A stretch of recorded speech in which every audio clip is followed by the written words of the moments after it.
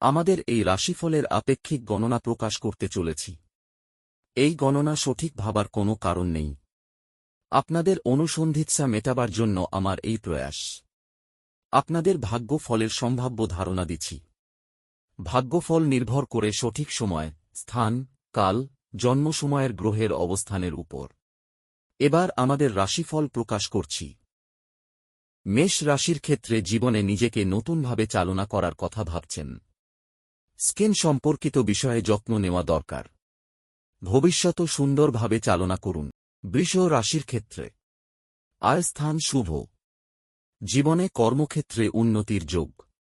কোনো কাছের লোকের জন্য বিশেষ চিন্তা। সপ্তাহ ভালো যাবে। মিথুন রাশির ক্ষেত্রে চঞ্চলতা বাড়বে।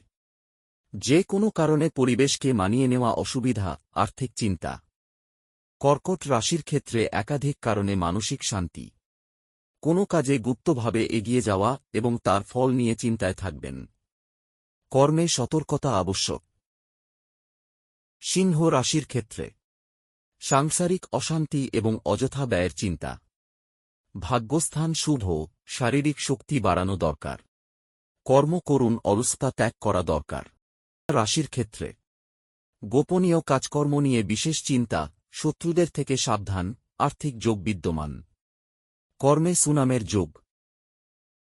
তুলা রাশির ক্ষেত্রে অযথা অর্থব্যয়, সাংসারিক বিরোধ আপনাকে বিচলিত করবে।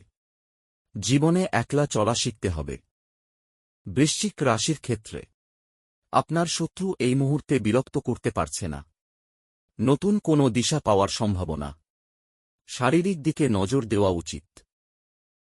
ধনু রাশির ক্ষেত্রে পরিবারে মানিয়ে চলার চেষ্টা করুন। হঠাৎ প্রাপ্তির সম্ভাবনা। কর্মস্থানে বিশেষ ব্যক্তির যোগ নেই। শত্রুদের এড়িয়ে চলুন। মকর রাশির ক্ষেত্রে পারিবারিক কারণে প্রাপ্তি এবং সুখ সন্ধি। পিতার কারণে চিন্তা, কথাবার্তা সংযত হওয়ার দরকার। কুম্ভ রাশির ক্ষেত্রে মোটের উপর ভালোই চলবে। চোখের ব্যাপারে সতর্কতা আবশ্যক। চলাফেরার সাবধানতা অবলম্বন করা দরকার। সিদ্ধান্ত অটুট থাকুন। পৃথিবীতে কেউ অপরিহার্য নয়। মীন রাশির ক্ষেত্রে আপনার জীবনে লোভ সংবরণ করুন। নিজেকে বিশাল কিছু ভাবার দরকার নেই। সঠিকভাবে চলুন, শান্তি পাবেন।